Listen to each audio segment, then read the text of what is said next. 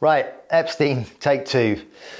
I'm going to be honest with you.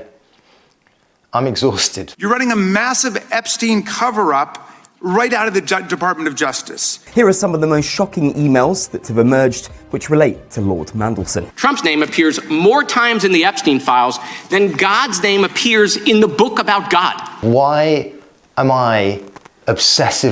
we all obsessively looking for these monsters? Like it's a wobbly, painful tooth that you just can't stop touching. Was Epstein a Mossad agent? New files deepen mystery over Israeli links. The whole Epstein files are showing the extent of connections between Epstein and Russia. The title of this one is Child Sex Trafficking, Co-Conspirators, Fully Redacted. While I'm obsessing with the monsters, I keep forgetting about the factory that made the monsters. And that factory, it's still running. So the reason we all love monster hunting isn't just because it's so psychologically satisfying, but it's actually deeper than that. It's neurological. Your brain is being hacked by it. In 2004, Swiss neuroscientists, and forgive me, this name, I don't know how to pronounce this name, Dominique de Quervain, I'm so sorry, published a study in Science. And he wanted to know what happens to the brain when we punish somebody that wrongs us. So he set up an economic game where one player could betray the other player. Then he gave the betrayed person the opportunity to punish the betrayer. And then, when that person then punished the betrayer, he scanned their brain. And what he found is that when people punish the wrongdoer, their dorsal striatum lit up like a fireworks show. The dorsal striatum is the brain's reward center. It's the same region that fires when you eat chocolate, and it's the same region that lights up with addictive drugs. So punishing a wrongdoer gives you a hit of dopamine, like justice, or what feels like justice, is neurologically identical to a drug. Let's have a bit of fucking justice in the world. Oh, give me some justice. I don't know what I'm doing. Is that paedophile going down? Oh, that's good. And not only that, in 2016, David Chester and Nathan DeWall at the University of Kentucky showed that retaliatory aggression activates the nucleus accumbens, which is not just the reward system, but the addiction system, which is the same circuitry implicated in cocaine and heroin dependence. So every time that you see a headline about Epstein's client list, every time you share a post naming names, every time you imagine these people being arrested, your brain feels like it's giving you a hit. But neurologically, it's closer to a fix. The latest revelations from the Epstein files raised some serious questions about the reliability of what the then Prince Andrew said in a BBC Newsnight interview. And like any fix, it has a come down. The dopamine fades, the outrage needs refreshing. So you need a new name, a new revelation, a new monster. Hi, my name's Phil. I like talking about politics. So, Nigel Farage being implicated in the Epstein files. We didn't expect that one. And the most f***ed up thing is that while your brain is lighting up with righteous fury at the monster, at the same time, it's going dark in response to the system that created that monster. And I'll explain what I mean. In 2020, Shahzad Goudarzi and Eric Knowles at NYU published a study in the journal Nature Communications. They showed participants footage of genuine human suffering, real homelessness. And then they didn't just ask how people felt, they measured it physiologically. Skin conductance to measure stress, facial electromyography, the tiny electrical signals in the muscles that furrow your brow when you feel distressed. Now, before they did that test, they asked the participants whether they believed in the current economic system and whether it was fair or not. Now, the people that said beforehand that they believe the economic system is fundamentally fair, the people who buy into the idea that hard work gets rewarded, their bodies responded less. Their brows didn't furrow. Their skin conductance stayed flat. Their nervous system treated footage of homeless people the way yours treats wallpaper. Which means that the belief that the system is fair had physically numbed them to the suffering that the system produces. Not as a choice, but but at the level of autonomic nervous system. So they're not choosing to do that. The nervous system didn't respond.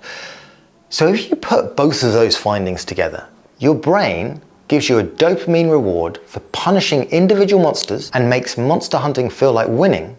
And at the same time, your brain suppresses your emotional response to systemic suffering, which is the perfect recipe for a population, all of us, that is permanently outraged at individuals and permanently passive about structures. That's why it's not a conspiracy. It's a system. Furious at faces, blind to system. Charles, how long have you known about Andrew and Epstein? It's not a conspiracy because a conspiracy requires coordination. It requires people in a room deciding to do something evil. And some of that with Epstein, yeah, clearly happened. But the much more frightening truth is that most of what we're seeing doesn't require a conspiracy at all. You don't need a secret meeting to explain why wealthy, powerful men with access to private jets and a private island and a consequence-free environment might end up doing terrible things. You don't need a conspiracy to explain why politicians who received money from Epstein didn't ask where it came from. You just need a political system where campaigns are funded by the ultra-wealthy and nobody asks questions about the money.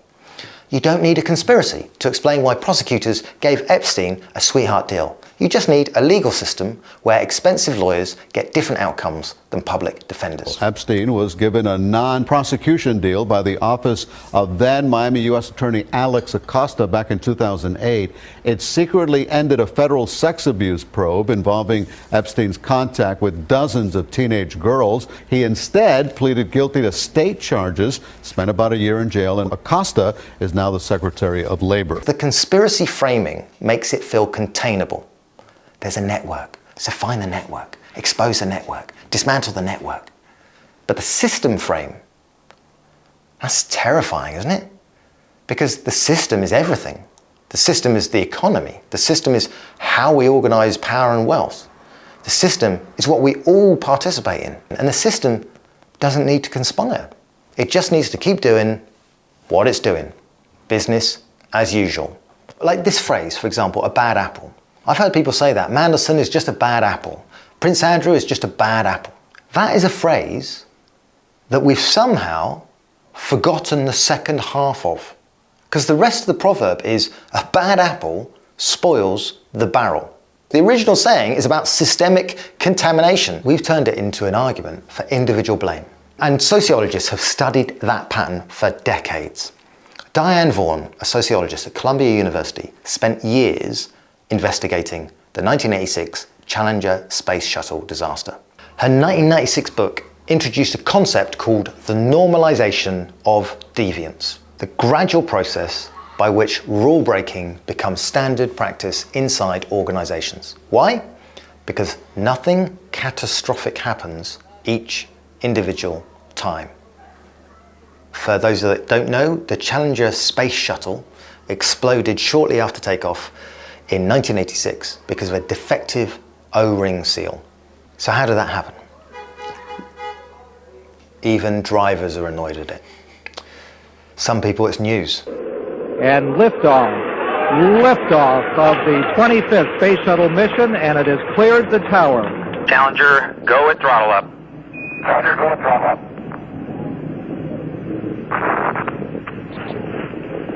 Flight controllers here looking very carefully at the situation. Obviously a major malfunction.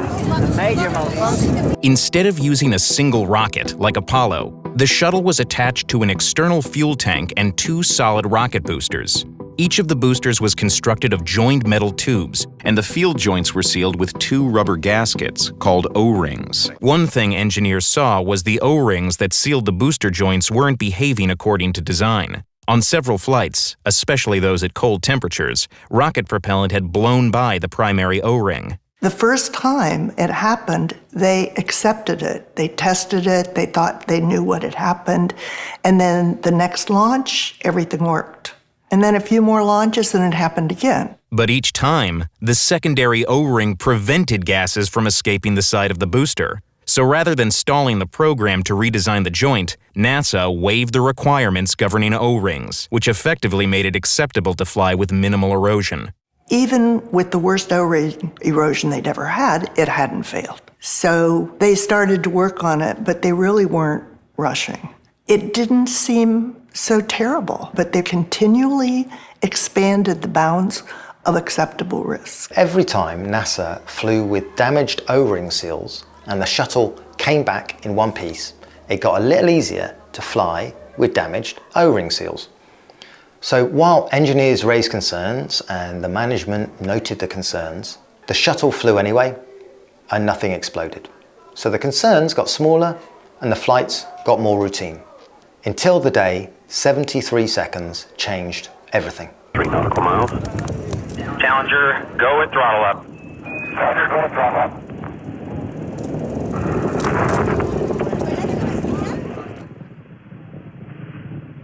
And Vaughan's insight was that nobody at NASA was being cartoonishly villainous.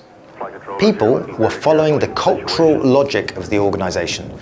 Production pressures and the accumulated precedent created a situation where flying with a known designed flaw felt normal. You know, we've been rationalizing this erosion since the second flight. None of the information the NASA managers were getting was new. This was not individuals getting used to something. This was organizationally supported. That's where the accident was inevitable. Now apply that to Epstein, and more importantly, to the whole network around him. Look at how many people were involved. Look at how many people knew. Look at how many people looked the other way. Politicians, prosecutors, university administrators, intelligence agencies, business leaders, socialites, media figures. That's not a conspiracy. That's normalization of deviance. That's what happens when rule breaking becomes standard practice because nothing bad happens to each individual each time that it happens. So every time that a wealthy person faces no consequences for that behavior that would destroy an ordinary person, it got normalized. Every time the system looked the other way because someone was rich enough, it got normalized. Each time someone took money they shouldn't have taken, went to a party they shouldn't have gone to, looked away from something they shouldn't have ignored, and nothing happened, the deviance got more normal. Epstein in that isn't the anomaly. Epstein is just the moment the O-ring finally failed. If you focus on the individuals, if you name every name on the list, prosecute every person, shame every associate, and you leave the system intact, the system's just going to produce another monster. Because the normalization of deviance doesn't end when you catch even the last person. It ends when you change the conditions that made the deviance normal in the first place. So, what are those conditions? What's the factory actually running on? 1. Extreme wealth concentration. Right now, the top 1% of Americans own 32.3% of all wealth. The bottom 50% own 2.5%. Globally, billionaire wealth hit 18.3 trillion in 2025, which is up 81% since just 2020 in 5 years. The world's 12 richest people hold more wealth than the poorest 4.1 billion. 2. We have a legal system that operates differently for the rich. Epstein's 2008 plea deal, 13 months, work release, registered as a sex offender, but kept his wealth, his connections, his lifestyle, that isn't a failure of the legal system. That's the legal system working as it's designed when you can afford $1,000 an hour lawyers. 3. Political capture. Billionaires are 4,000 times more likely to hold political office than ordinary people. And not only that, they own more than half of the world's major media companies and every single one of the main social media platforms. They don't just influence policy, they write it. 4. Desperation at the other end. 60% of Americans can't afford a $1,000 emergency. The same system that concentrates wealth at the top produces economic desperation at the bottom. And that desperation is what predators like Jeffrey Epstein exploit. He targets vulnerable young women who need money, money they couldn't get anywhere else. And 5, critically, the removal of consequences. Behaviour that goes unpunished gets reinforced. Every time Epstein should have been stopped, his wealth bought him immunity. Every time he got away with it, his brain and the brains of everyone watching learned the rules don't apply. That's not a conspiracy, that's a production line. Concentrate wealth, remove consequences, capture politics, the manufacture of desperation, and normalise deviance. That's where the accident was inevitable. And when a monster inevitably appears, focus all public attention on the monster. Direct all the outrage towards the individual and leave the factory running. And this is why I started by saying I'm exhausted, because I think the exhaustion is the point. I think it's part of the system. Dr. Stephen Leach at Lancaster University led a study analysing 1.2 million posts on Twitter, X, containing links to nearly 25,000 petitions. And he was looking at the relationship between moral outrage and action in the real world, people that would sign those petitions. And what he found is that expressions of moral outrage dramatically increased a post's virality. More likes, more reposts, more engagement. But outrage had no significant effect on whether people actually signed the petition, the thing that would create real change. People just didn't do it because the outrage felt like action. It replaced action.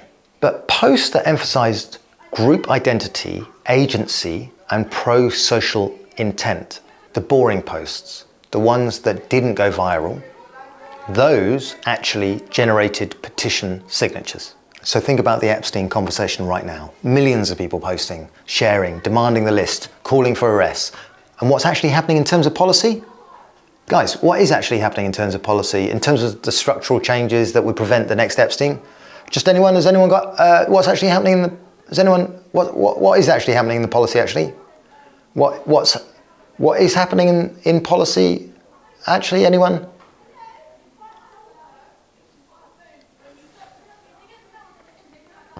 Our anger is being composted into content.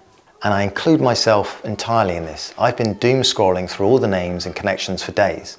And what has it achieved? Well, I'm more informed about who was on a flight log. To be fair, I've always loved flight logs. Flight Simulator, it was a great game for me when I was younger, but who's on the flight? That's what I want to know. The developers never replied. So, here's what I'm trying to hold in my head at the same time. It's 2 things at once. First, individuals who committed crimes should face justice. And secondly, the system that produced them needs to be addressed. And those 2 things aren't contradictory, they're actually complementary. But right now, all we're doing is the first. You don't stop monsters by hunting them one by one. You stop them by closing the factory. And you close it by fixing a tax system that lets wealth pool to obscene extremes. You close it by ending the consequences vacuum. Same laws, same courts, same sentences. You close it by getting money out of politics. And you close it by rebuilding the safety nets so people aren't economically desperate enough to become victims. And you close it by recognizing that extreme wealth inequality isn't just unfair, it's a factory that manufactures abuse. The problem we have right now is we are living in an Epstein economy. And until we dismantle the Epstein economy, we're all complicit in building the next monster. Oh, bollocks. We're all complicit, including me. I mean, what's this going out on? This is going out on YouTube. Who owns YouTube? Who am I making money for right now? Oh, bollocks. It's widespread. With Katrina, where the engineers were saying these structures are not going to hold, we need to do something more here. With British Petroleum, early warning signs ignored. The cement used in the Gulf oil rig was flawed. The 2008 financial failure. The Federal Commission concluded it could have been avoided. There is a fine line between what is devious and what's a good business decision. We can never resolve the problem of complexity, but a lot of us work in complex organizations. We don't really realize the way the organizations that we inhabit completely inhabit us.